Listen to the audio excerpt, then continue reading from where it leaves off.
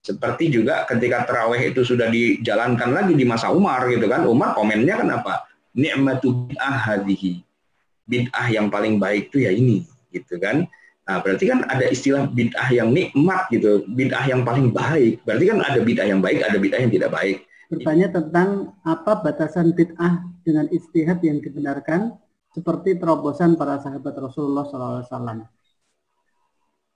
Ya, terobosan tadi itu ya, itu memang memicu perdebatan.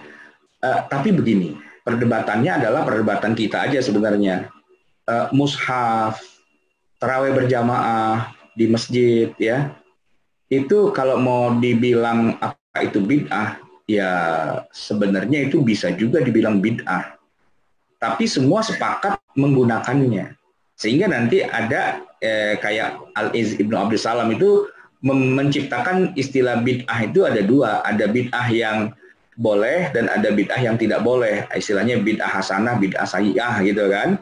Nah, itu bid'ah. Kenapa? Kalau kriterianya bid'ah itu menurut Al-Iz Ibnu Abdul Salam, ya pokoknya kalau di zaman Nabi nggak ada, lalu setelah itu ada, tapi ternyata dipakai dan dikerjakan oleh para sahabat, yaitu bid'ah tapi bid'ah yang baik. Gitu. Seperti juga ketika taraweh itu sudah dijalankan lagi di masa Umar gitu kan, Umar komennya kan apa?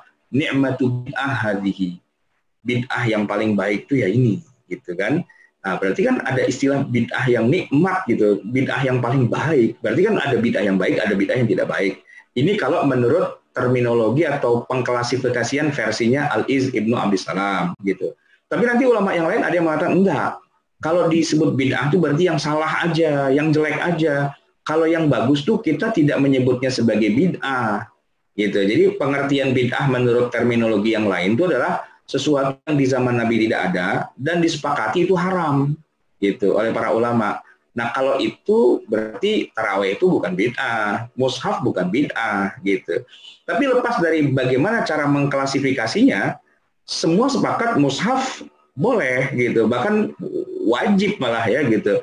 Salat taraweh semua sepakat gitu. Cuman memberi statusnya apa nih? Bid'ah hasanah atau enggak disebut sebagai bid'ah. Itu aja sih.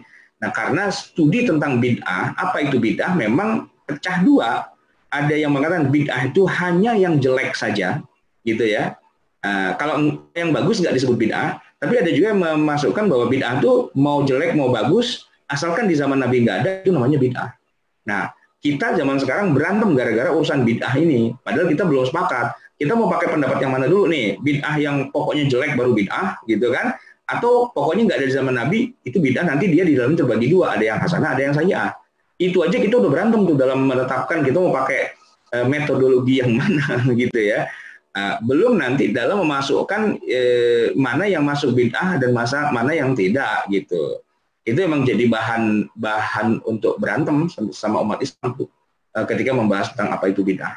Oke.